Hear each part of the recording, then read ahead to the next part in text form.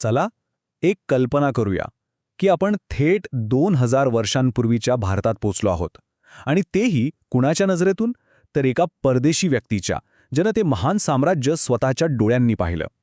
आज आपण गोष्ट पाहणार आहोत त्याच ग्रीक राजदूताच्या प्रवासाची आणि त्यानं पाहिलेल्या भारताची.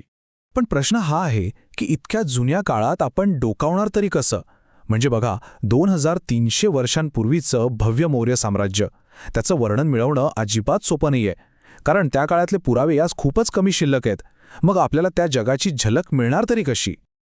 आणि इथेच तर खरी गंमत आहे, कारण आपल्याला हे सगळं वर्णन ज्या पुस्तकातून मिळू शकतं ते इंडिका नावाचं पुस्तक आज अस्तित्वातच नाहीये.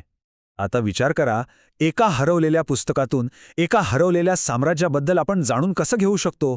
चला तर मग याच रहस्याचा उलगडा करूया.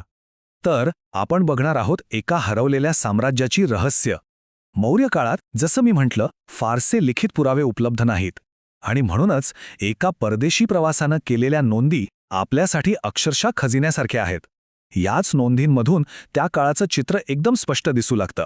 आणि हा परदेशी साक्षीदार होता तरी कोण? त्याचं नाव होतं मेगॅस्थनीस, एक ग्रीक इतिहासकार, भूगोलतज्ञ आणि मुत्सद्दी. तो प्राचीन भारतातल्या मौर्य दरबारात राजदूत म्हणून आला होता. विचार करा, एका अनोळखी भूमीवर पाऊल ठेवून जे काही पाहिलं ते सगळं त्याने लिहून ठेवलं. त्याची नजर हीच जणू आपली इतिहासात डोकावण्याची खिडकी आहे. बरं, मग हा मेगॅस्थनीस नक्की होता तरी कोण? आणि तो इतक्या लांबून थेट भारताच्या सम्राटाच्या दरबारात पोहोचला तरी कसा? त्याच्या या प्रवासामागे खूप मोठी राजकीय घडामोड दडलेली होती. ही गोष्ट सुरू होते महान अलेक्झांडरच्या मृत्यूनंतर, साधारण इसवीसन पूर्व 323 मध्ये. त्याचं प्रचंड मोठं साम्राज्य त्याच्या सेनापतींमध्ये वाटून गेलं आणि त्यापैकीच एक होता सेल्युकस निकेटर. त्यानं भारतावर स्वारी केली, पण इथं त्याचा सामना झाला तो थेट सम्राट चंद्रगुप्त मौर्याशी. युद्ध झालं आणि मग साधारण इसवीसन पूर्व 305 मध्ये दोघांमध्ये एक शांतता करार झाला.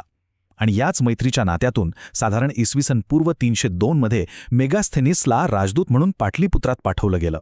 तर भारतात आल्यावर त्याची मोहीम काय होती? सोपं होतं. डोळे आणि कान उघडे ठेवून या शक्तिशाली साम्राज्याचं निरीक्षण करायचं आणि त्याचा अहवाल द्यायचा. इथली लष्करी ताकद कशी आहे, सरकारी कारभार कसा चालतो, लोकांचं राहणीमान कसं आहे, त्यानं अक्षरशः प्रत्येक गोष्टीची नोंद घेतली. आणि याच सगळ्या नोंदींमधनं जन्माला आलं त्याचं ते प्रसिद्ध पुस्तक इंडिका. आता जसं आपण सुरुवातीलाच पाहिलं, इंडिका हे मूळ पुस्तक तर हरवलंय. मग आपल्याला हे सगळं कळलं कसं? तर मेगॅस्थेनिस नंतर आलेल्या अनेक ग्रीक आणि रोमन लेखकांनी, जसं की स्ट्रॅबो आणि एरियन यांनी इंडिकामधले उतारे त्यांच्या स्वतःच्या लिखाणात वापरले. आणि आज आपण काय करतो तर हेच विखुरलेले तुकडे एकत्र जोडून मेगॅस्थेनिसच्या नजरेतून दिसलेल्या भारताचं चित्र उभं करण्याचा प्रयत्न करतो. आणि त्यानं राजधानी पाटलीपुत्रचं जे वर्णन केलंय ना, ते वाचून खरंच थक्क व्हायला होतं. तो म्हणतो की हे शहर विशाल लाकडी तटबंदीनं वेढलेलं होतं.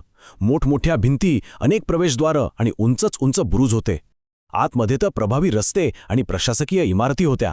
त्याने या शहराची तुलना थेट ग्रीसच्या महान शहरांशी केली होती. यावरून कल्पना येते की त्याच्या नजरेत पाटलीपुत्र किती भव्य आणि अवाढव्य असेल. फक्त शहरच नाही तर मौर्य लष्करानं सुद्धा त्याला तितकंच प्रभावित केलं होतं. त्याच्या मते हे सैन्य 4 शक्तिशाली भागांमध्ये विभागलेलं होतं. एक अफाट पायदळ, दुसरं वेगवान घोडदळ, तिसरं शक्तिशाली रथ आणि चौथं जे सर्वात खास होतं ते म्हणजे लढाऊ हत्ती. आणि हे जे लढाऊ हत्ती होते ना, त्यांनी तर ग्रीक निरीक्षकांना प्रचंड प्रभावित केलं. त्यांच्यासाठी हे एक मोठं आश्चर्यच होतं.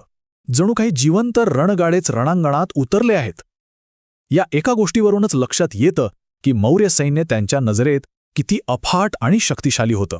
पण मेगास्थेनिस केवळ सैन्य बघूनच भारावून गेला नाही, तर चंद्रगुप्त मौर्याच्या प्रशासनानंही त्याला तितकंच अचंबित केलं. त्यानं लिहिलंय की इथे एक अत्यंत कार्यक्षम सरकार होतं.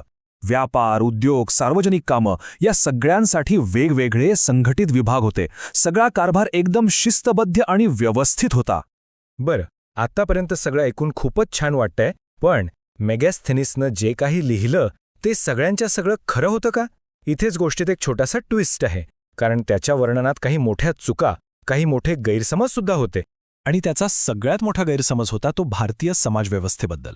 बघा, पारंपरिक भारतीय वर्णव्यवस्था 4 वर्णांमध्ये विभागलेली आहे: ब्राह्मण, क्षत्रिय, वैश्य आणि शूद्र. पण मेगास्थनीसनं काय केलं?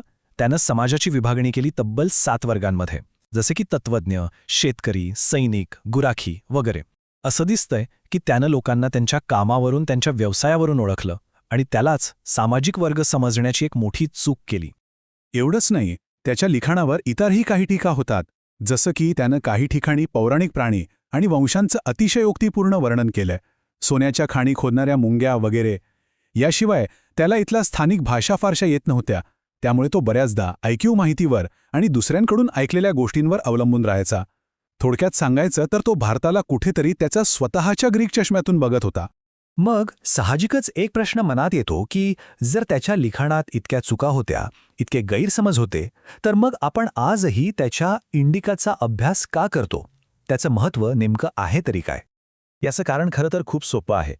इंडिका आजही महत्त्वाचं आहे कारण त्याच्या चुका असूनही ते आपल्याला मौर्य काळाबद्दल अशी काही दुर्मिळ माहिती देतं जी इतर कुठल्याच स्रोतामध्ये सापडत नाही. उदाहरणार्थ, मौर्य प्रशासनाचे बारकावे किंवा राजधानी पाटलीपुत्रची रचना कशी होती याचे तपशील, एका बाहेरच्या व्यक्तीचा दृष्टिकोन कसा होता हे आपल्याला कळतं आणि अर्थशास्त्रासारख्या ग्रंथांची त्याची माहिती पडताळून बघता येते. ही सगळी माहिती प्रचंड मोलाची आहे. म्हणून त्याचं वर्णन जरी अपूर्ण असलं तरी ते एका भूतकाळातल्या जगात डोकावण्यासाठी एक अनमोल खिडकी आहे. सरळ शब्दात सांगायचं तर इंडिकाचे हे विखुरलेले तुकडे जर नसते तर जगातील एका महान प्राचीन साम्राज्याबद्दलचं आपलं ज्ञान खूपच तोकडं राहिलं असतं. त्याच्या चुकांसहकट मेगॅस्थनीस आपल्याला एक अशी अनोखी दृष्टी देतो जी त्या काळात इतर कोणाकडेही नव्हती. आणि शेवटी मेगॅस्थनीसची ही सगळी कहाणी आपल्याला एका मोठ्या प्रश्नासमोर आणून उभी करते. तो प्रश्न म्हणजे आपण भूतकाळाबद्दल जे काही जाणतो ते किती प्रमाणात फक्त एकाच निरीक्षकाच्या अशा अपूर्ण दृष्टिकोनावर अवलंबून असतं आणि त्यातून सत्य शोधून काढताना आपण किती जास्त सावध राहायला हवं हा नक्कीच एक विचार करण्यासारखा मुद्दा आहे.